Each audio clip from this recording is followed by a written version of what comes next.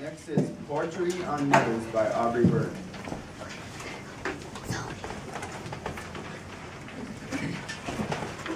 Everyone loves their mothers, but sometimes they push their mothers to the edge. This is what happens in Kill It Mom by Grandpa Tucker.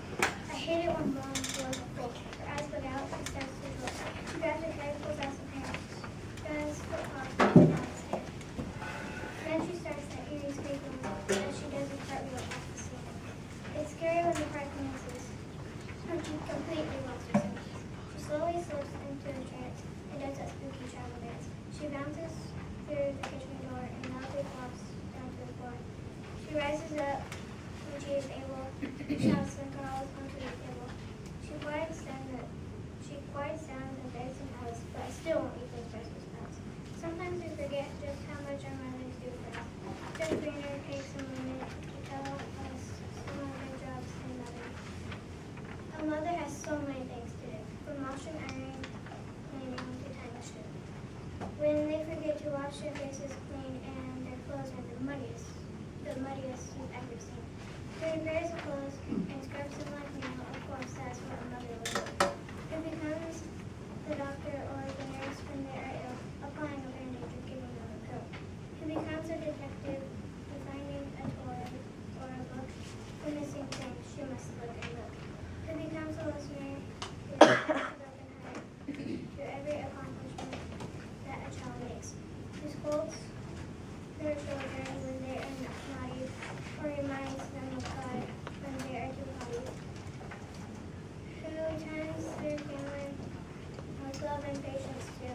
Of course, that's what mother would do.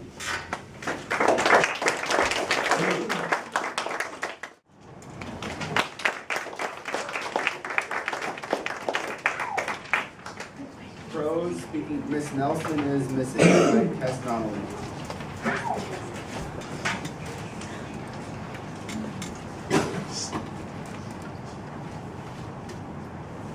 The kids in room 207 are misbehaving, like usual. Their teacher, Miss Nelson, is tired of their bad behavior.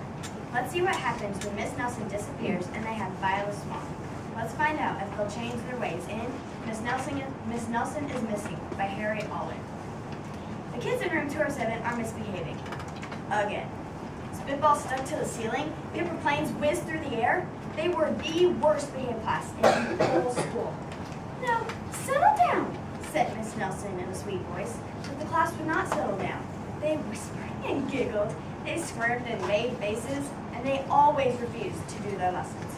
Something will have to be done, said Miss Nelson. The next morning, Miss Nelson did not come to school. Wow, yelled the kids. Now we can really act. They began to make more spitballs and paper planes. Today, let's just be terrible. Not so fast, hissed an unpleasant voice. A woman in an ugly black dress stood before them. I am your new teacher, Miss Viola Swamp. And she rapped the desk with her ruler. Where's Miss Nelson? Asked the kids. Never mind that, snapped Miss Swamp. Open those arithmetic books. Miss Nelson's kids did as they were told. Keep your mouth shut, said Miss Swamp. Sit perfectly still, said Miss Swamp.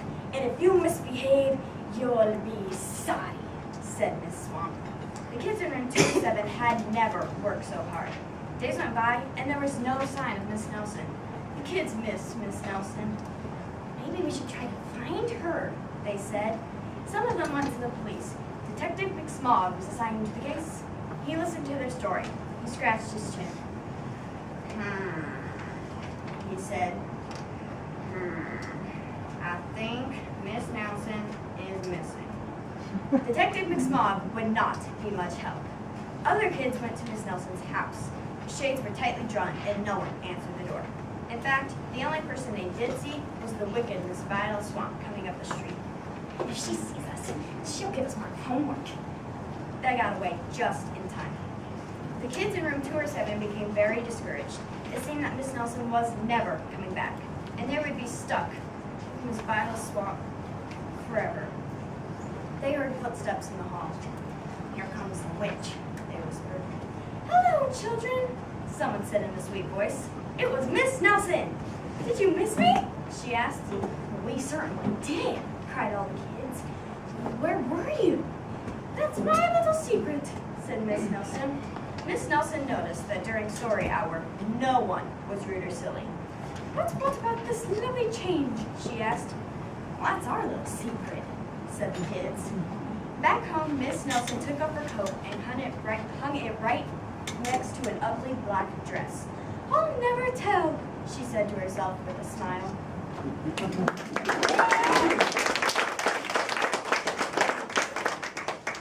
Public speaking, Sesame Street by Justice Johnson.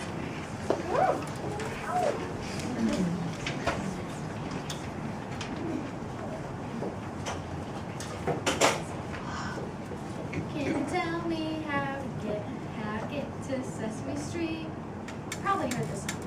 That's because it's the famous Sesame Street theme song. Today I'm going to talk about my favorite character, why I like that character's fashion, and why I love Sesame Street.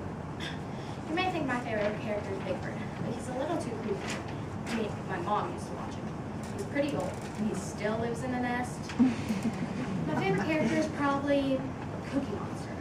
Well, used to be. Now that he's the vegetable man, nobody likes him. My favorite character now is Count Von Count. He's so cool. That's where I first learned how to count. 1, 2, 3, Now we'll talk about Count's fashion. I mean, that black cape, I'm jealous, aren't you?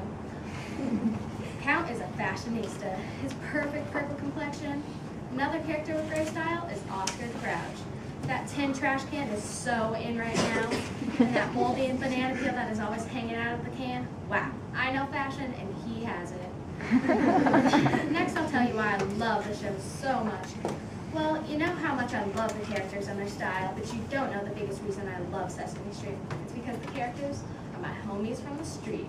So today I've told you my favorite character, how fashionable they are, and why I love Sesame Street. Can you tell me how to get? Wait, I already know how to get to Sesame Street.